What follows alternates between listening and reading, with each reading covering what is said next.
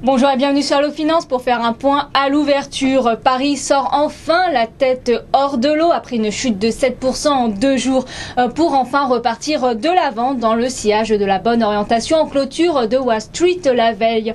Dans les premiers échanges, le CAC 40 grimpe de 1,25% pour ouvrir donc à 2890 points. C'est volte-face des indices.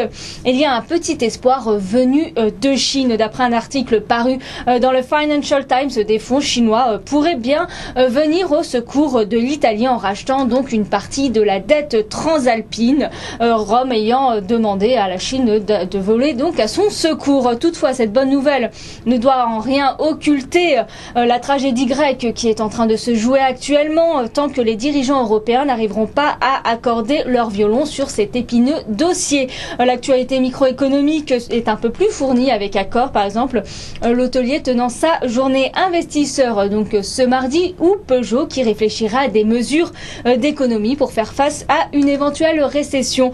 Sur le front des sociétés, donc les bancaires sont bien entourés, reprennent du poil de la bête après leur dégringolade suite au coup de semonce de Moody's sur 3 établissements bancaires français.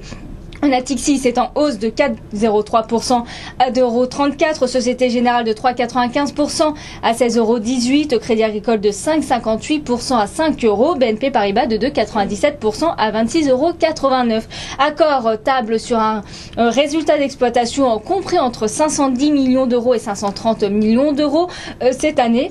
Et entend également ouvrir 35 000 nouvelles chambres, a annoncé son PDG Denis Hennequin, et l'hôtelier progresse de 1,85% à 21,93 € dans les premiers échanges ce matin. Peugeot réfléchirait donc à des mesures d'économie touchant notamment l'emploi pour se préparer à une éventuelle récession, indiquait son patron Philippe Varin au quotidien donc Le Figaro. Le titre de la marque au Lyon progresse de 1,15% à 16,71 €. Interparfums s'adjuge 3,17% à 19,50 € après avoir dégagé au premier semestre un bénéfice net en hausse de 33% à 17,1 millions d'euros grâce à la progression notamment de ses ventes. Lançon BCC ne profite guère de sa publication puisque l'action du producteur de champagne ne grappille que 0,20% pour se négocier à 49,50 € dans les premiers échanges à Paris.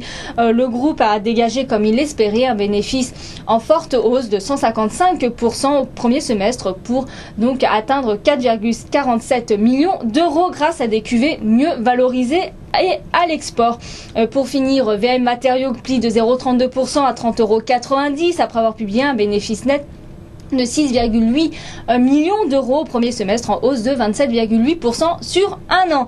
Sur le marché d'échange, l'euro est stable à 1,3662 face au dollar. Du côté du pétrole, il reprend légèrement des couleurs avec un WTI qui gagne 0,68% à 88,80 $, tandis que le Brent progresse de 0,60% à 112,93 $. Pour finir, l'or grimpe de 0,58% pour se négocier à 1826 $ l'once. Voilà ce qu'on peut dire à l'ouverture. À très bientôt sur Allo Finance.